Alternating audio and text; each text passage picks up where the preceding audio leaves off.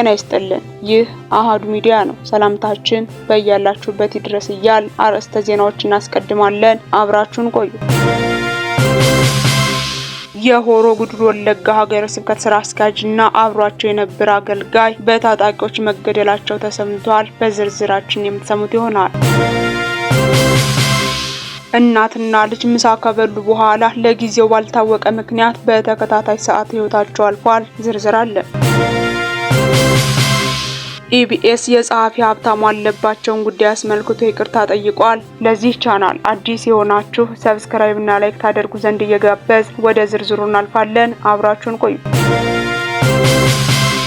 ኢቢኤስ የጸሐፊ ሀብታሙ አለባቸውን ጉዳይ አስመልክቶ ይቅርታ ጠየቀ። የኢቢኤስ ቴሌቪዥን ጣቢያ ባለፈው ሳምንት በስጦታ ፕሮግራሙ ላይ የታየውን ቅንጭብጭብ አስመልክቶ ለታዋቂው ደራሲ ሀብታሙ አለባቸው ይቅርታ መጠየቁን አስታውቋል። የስጦታ ፕሮግራም ላይ ጸሐፊ ሀብታሙ አለባቸውን በመንገድ ላይ አግኝቶ የምሳ ስጦታ ሲሰጥ መቅረጹ ይታወቃል። ፕሮግራሙ ከተላለፈ በኋላ ተቋሙ ከ8 በላይ ተወዳጅ መጽሐፍትን የጻፈ ደራሲን አዋርዷል በሚል በርካታ አሉታዊና አዎንታዊ አስተያየቶች በህዝብ ዘንድ ሲሰጡ ቆይተዋል። ኢቢኤስ ትናንት አግኝቶ አርቲስት ዳንኤል ከወገቡ ዝቅ ብሎ ታላቁን ደራሲ ይቅርታ ጠይቋል። ጸሐፊ ሀብታሙ አለባቸው በበኩላቸው በአጋጣሚ ምሳ በልቼ ነበር፣ የተሰጠኝን ምሳ በመልካም ነው የተቀበልኩት፣ ያው ኢቢኤስ አላወቀኝም፣ አሁንም ቢሰጠኝ ይቀበላለሁ በማለት ለሁኔታው ምላሽ ሰጥተዋል። ኢቢኤስ ታላቁን ደራሲ ይቅርታ ከመጠየቅ ባለፈ ለጸሐፊ ሀብታሙ ልዩ ስጦታ ለመስጠት ቃል መግባቱን አስታውቋል። በኢቢኤስ እና በጸሐፊው መካከል የተፈጠረው አለመግባባት በይቅርታ የተቋጨ ሲሆን በብዙዎች ዘንድ አድናቆትን ያተረፈውን ጸሐፊ የሚያኮራ ሌላ ፕሮግራም ለመስራት ቃል ገብተዋል። እናትና ልጅ ምሳ ከበሉ በኋላ ለጊዜው ባልታወቀ ምክንያት በተከታታይ ሰዓት ህይወታቸው አለፈ። ፖሊስ የአሟሟታቸውን ሁኔታ በጥልቀት እየመረመረ ይገኛል። እንደ ምስራቅ ሐረርጌ ዞን ፖሊስ ዋና መምሪያ የኮሙኒኬሽን ጽህፈት ቤት ኃላፊ እናትና ልጅ ምሳ ከበሉ በኋላ በተከታታይ ህይወታቸው ማለፉን ተናግረዋል። እናትና ልጅ ታህሳስ 3 ቀን 2018 ዓ.ም ከቀኑ 5 ሰዓት ተኩል መስጊድ ሰላት ቆይተው ወደ ቤታቸው ገብተው ምሳቸውን ከበሉ በኋላ እናት ሻወር ለመውሰድ ሻወር ቤት ሲደርሱ አረፋ በመድፈቅና በመወራጨት ሲወድቁ የተመለከተች ልጅ በድንጋጤ በመጮህ የአካባቢው ሰው ሲደርስ ህይወታቸው ማረፉ ተረጋግጧል ሲሉ ተናግረዋል። ከሰዓት ቆይታ በኋላም ልጅ እንደ እናቷ ከአፏ አረፋ በመድፈቅ ስትወድቅ ወደ ካራሚሌ ሆስፒታል ለሕክምና ብትላክም በሕክምና ላይ ያለች ህይወቷ አልፏል። ፖሊስ የሟቾችን አስከሬን ለምርመራ ወደ አዲስ አበባ ዳግማዊ ምኒልክ ሆስፒታል የላከ ሲሆን በተጨማሪ ለምሳ የተመገቡትን ምግብና የጠጡትን ውሃ ናሙና ለኢትዮጵያ ምግብና መድኃኒት ቁጥጥር ባለስልጣን በመላክ ስለ አሟሟታቸው ምክንያት ሰፊና ጥልቅ ምርመራ እያደረገ መሆኑን ብስራት ሬዲዮ ሰምቷል።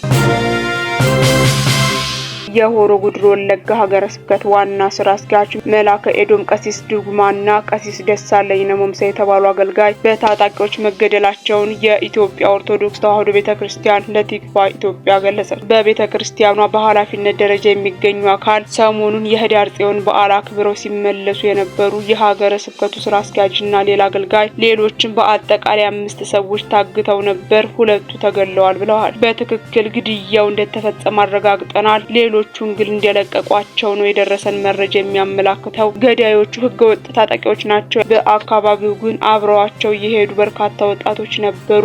ወደ አረቶ ማርያም ሲሉም ገልጸዋል። ከአረቶ ማርያም ሲመለሱ ነው ሻምቦ አካባቢ ለመድረስ ጥቂት ሲቀራቸው በህገወጥ ታጣቂዎች የታገቱት። ከብዙ ጥረት በኋላ ሌሎቹን ሲለቋቸው 2 ግን እንደተገደሉ ነው መረጃው ያለን ሲሉ ሟቾቹ መጀመሪያ ታግተው እንደነበር አስረድተዋል። ስጋት እንዳላቸው ገልጸውላችሁ ነበርን? አካባቢው ምን የተለየ ነገር አለ ስንል የጠየቅናቸው የቤተክርስቲያኗን አመራር ምን መለሱ? በአካባቢው የክርስቲያኖች መገደልና ሞት አዲስ አይደለም። ለረጅም ጊዜ በርካታ ምዕመናንና አገልጋዮች ህይወታቸው አልፏል። ባለፈው 1 ዓመታት ከ6 ወር ግን ምዕራብም ምስራቅም ወለጋም ቆም ብሎ ነበር። አሁን ደግሞ ከፍተኛ የሆነ የቤተክርስቲያን አባቶችን ትልልቅ ኃላፊነት የተሰጣቸውን አገልጋዮችን በእንዲህ አይነት መልኩ ማጥቃት በጣም ቀቢጸ ተስፋ ውስጥ የሚከትና አገልጋዮች አገልጋዩንም ሆነ አማኙን አንገት የሚያስደፋ አሳዛኝ ክስተት እየተፈጸመ ነው። ይህ ኃላፊ የካህናትም የምዕመናን ነፍስ ነው። በተለየ መልኩ እነዚህን ከፍተኛ የሥራ ኃላፊዎች አገልጋዮች ጠብቆ እንዲህ አይነት እርምጃ መውሰዱ መልኩን ቀየር ያደርገዋል። የአካባቢው ታጣቂዎች ናቸው አጥቂዎቹ።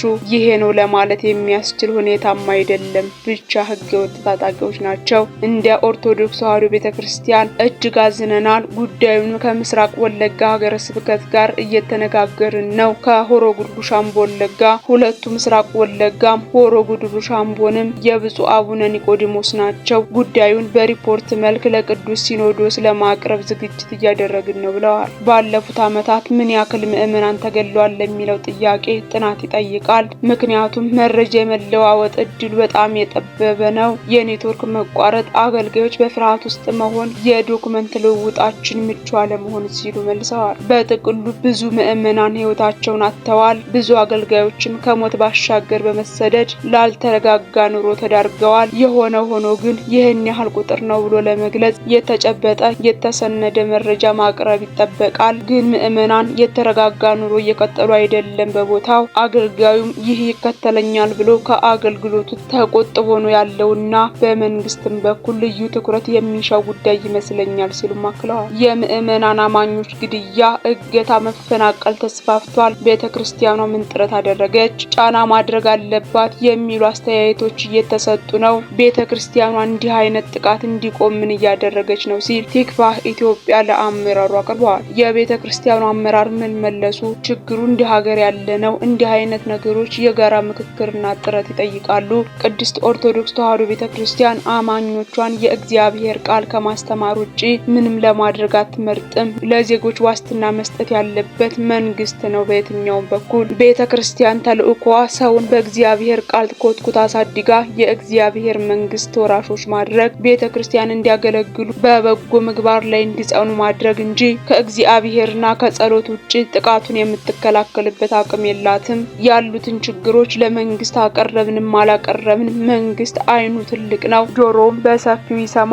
የሆነ ሆኖ ግን በአማኝና አገልጋዮች ላይ የሚደርሰውን ጥቃት በመዋቅራችን በየጊዜው መረጃዎችን ያውን በሚያስቸግር መንገድ ተቀብለን ለሲኖዶስ እናቀርባለን። ሲኖዶስ ለመንግስት አካል ያቀርባል ብለዋል።